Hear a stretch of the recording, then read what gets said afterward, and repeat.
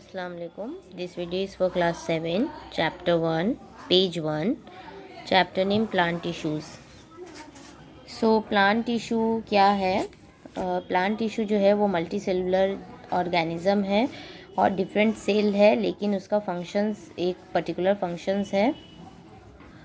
बहुत सारा similar sales होता है और वो एक पर्टिकुलर फंक्शंस परफॉर्म करता है। सो हम लोग ये कह सकते हैं कि टिश्यू जो है वो एक ग्रुप ऑफ सेल्स को कहते हैं।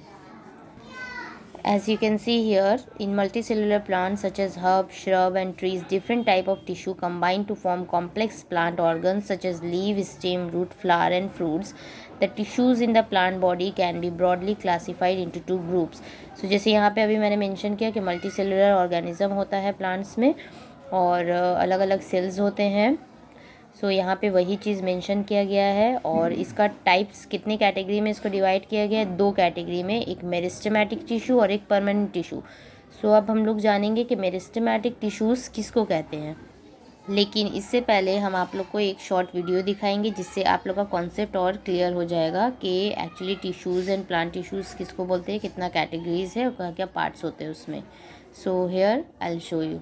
Higher organisms are made up of more than one cell, also called as multicellular organism. In multicellular organisms, similar kind of cells group in a specific tissue to perform particular functions which support the efficient functioning of organisms by providing division of labor.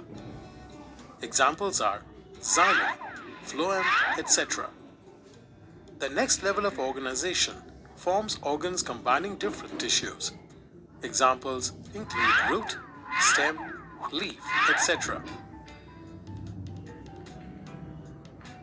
There are two types of plant tissue. First one is meristematic tissue, which has dividing cells. The cells are very active, have dense cytoplasm and distinct nucleus to carry out division. They have thin walls and easy to divide. They are small or no vacuoles, as do not need to store anything for long.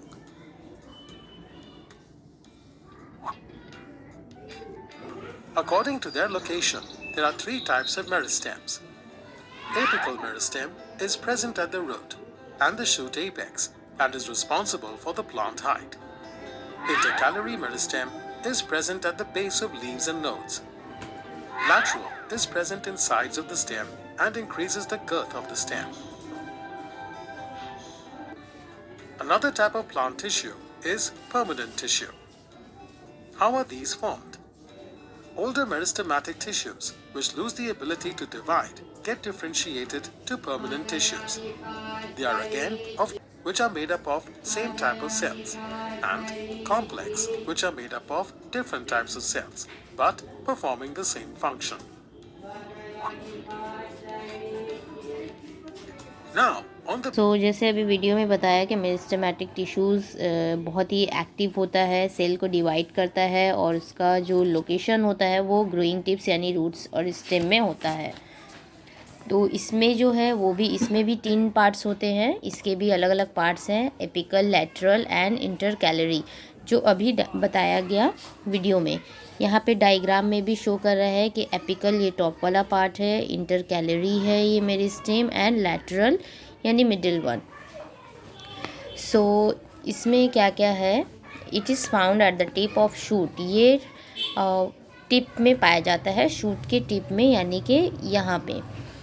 और lateral जो है वो beneath the बाग में पाया जाता है, यानी side portion है वो, ये साइड वाला पोर्शन है। एंड लास्ट इंटरकैलरी मेरिस्टेम है वो कहाँ पाया जाता है, बेस में, यानी कि इस तरफ, ये जो इसका बेस है यहाँ पे पाया जाता है। अब इसका स्ट्रक्चर ये कैसा होता है, cell of meristematic tissues are small in size, they are spherical, longitudinal और ओवल इन शेप। तो कैसा होता है वो, साइज़ में छोटा होता है और ओवल भी होता है एंड लॉन्गिट्यूडनल भी होता है। Each cell has a very thin cell wall, बहुत ही पतला उसका सेल वॉल होता है। They are compactly arrange without any intercellular spaces.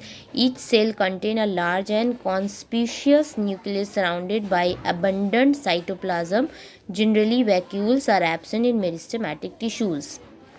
Her cell में जो है एक लार्ज और कॉन्स्पिशियस न्यूक्लियस पाया जाता है, और जो कि जिसमें वैक्यूल्स नहीं होते हैं, वैक्यूल्स एब्सेंट होते हैं।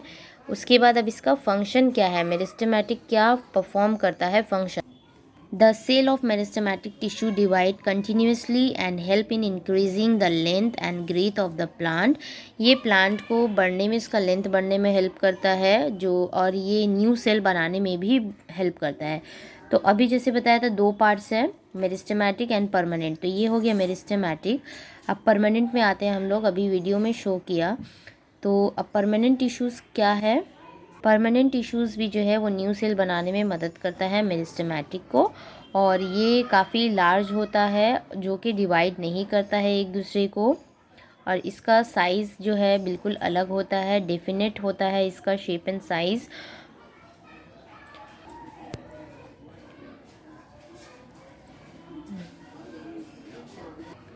अब जैसे हम लोग मेरिस्टेमेटिक का 3 पार्ट पढ़े कि उसके भी 3 पार्ट्स होते हैं, एपिकल, लेटरल एंड इंटरकैलरी। तो परमानेंट में भी होते हैं, 2 कैटेगरी होते हैं, एक सिंपल परमानेंट टिश्यू और एक कॉम्प्लेक्स परमानेंट टिश्यू। सो अब हम आप लोग को पहले वीडियो में शो करेंगे कि सिंपल एंड कॉम्प्लेक्स क्या है, उसके बाद फिर हम एक्सप्लेन करेंगे। So here we go.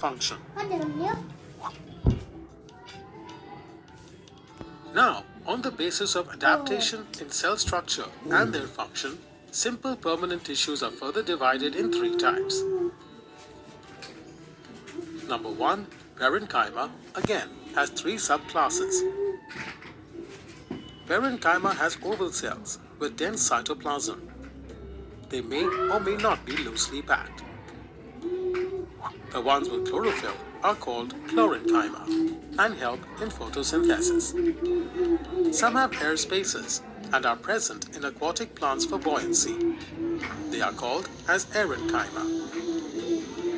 Parenchyma are found all over the plant body and help in storage, photosynthesis in some, and giving buoyancy in some. For example,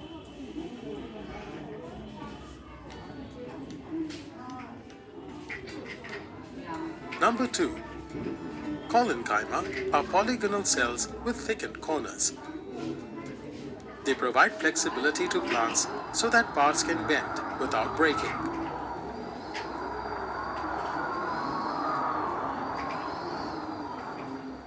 For instance, they are at petiole, leaf stalk, etc.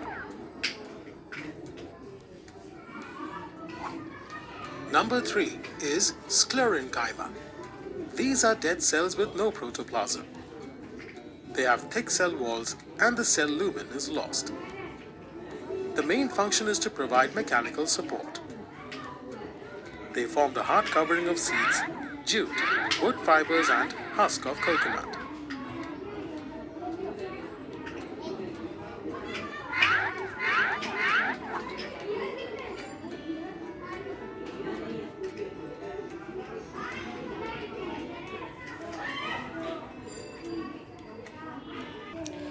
सो यहाँ हम लोगों ने देखा कि simple permanent tissue and complex में क्या है, लेकिन अभी हम जो वीडियो में दिखाएं वो सिर्फ सिंपल टिश्यूज़ के बारे में था। जो इसका टाइप से 3 टाइप से, पैरेंसाइमा, कोलेनसाइमा एंड स्क्लेरेंसाइमा। सो ये 3 पार्ट्स हैं। तो ये आप लोग का वीडियो का फर्स्ट पार्ट है। नेक्स्ट पार्ट में हम आगे और एक्सप्लेन करेंगे और डिटेल्स में बताएंगे। So just go through the chapter, just read yourself and I will ask in class few questions related to this paragraph. Thank you.